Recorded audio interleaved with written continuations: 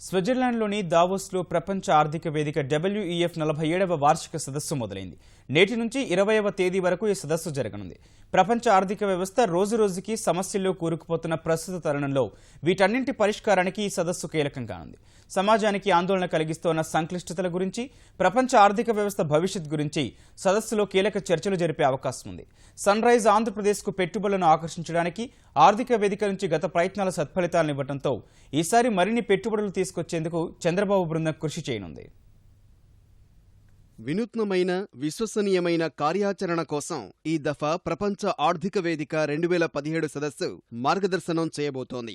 4వ పారిశ్రామిక విప్లవం మొదలై సాంకేతికత అభివృద్ధి చెంది ప్రపంచ దేశాలన్నింటినీ ఒక చోటికి చేర్చుతోంది. పరస్పరం ఒకరిపై ఒకరు ఆధారపడే విధానం ప్రపంచవ్యాప్తంగా అభివృద్ధి చెందనుంది. ప్రజా జీవనంలో ఎదురవుతున్న సంక్లిష్టతలు, అనిశ్చితి తొలగాలంటే పరస్పరం ఆధారపడే విధానం మరింత సహాయకారయుతంగా సాగాలి. దీన్ని అత్యవసర ఎజెండాగా ఈ వేదిక భావిస్తోంది. సంపద వృద్ధితో పాటు భద్రత కోసం మన వ్యవస్థలను మెరుగుపరుచుకోవాల్సిన అవసరాన్ని ఈ సదస్సు గుర్తుచేయనుంది. ఈ సదస్సులో పలు దేశాధినేతలు, ప్రముఖ సంస్థల యజమానులు, సీఈఓలు పాల్గొంటారు. 100కు పైగా దేశాల నుంచి దాదాపు 3000 మంది ప్రతినిధులు ఈ సదస్సుకు హాజరవుతున్నారు.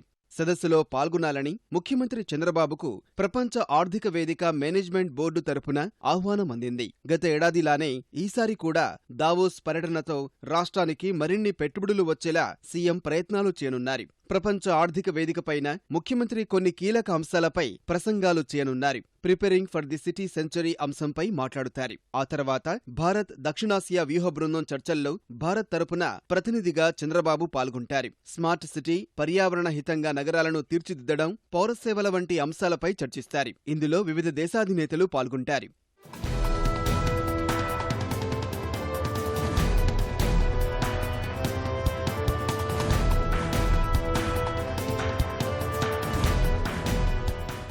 రాష్ట్రానికి పెట్టుబడుల ఆకర్షణే ప్రధాన లక్ష్యంగా ఇవాళ సీఎం బిజీగా గడపనున్నారు.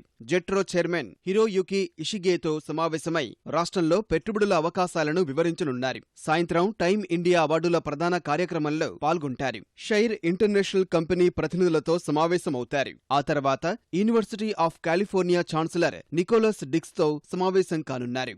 దావోస్ పర్యటనలో స్టాన్ఫోర్డ్, కేంబ్రిడ్జ్, హార్వర్డ్ విశ్వవిద్యాలయాల ప్రతినిధులతోనూ ముఖ్యమంత్రి చర్చలు జరుపుతారు. కేంబ్రిడ్జ్ యూనివర్సిటీతో చర్చించి అమరావతిలో international centre for innovations and research ఏర్పాటుపై ఒక అవగాహన ఒప్పందం చేసుకునే అవకాశాలు ఉన్నాయి.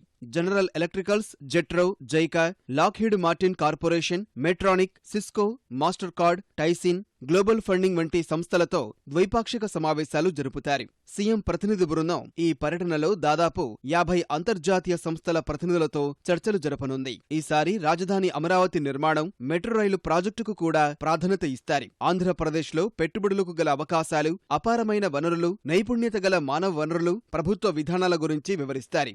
ఈసారి కూడా రాష్ట్రానికి వివిధ రంగాల్లో పెట్టుబడులు భారీగా వచ్చే అవకాశం ఉంటుందని భావిస్తున్నారు.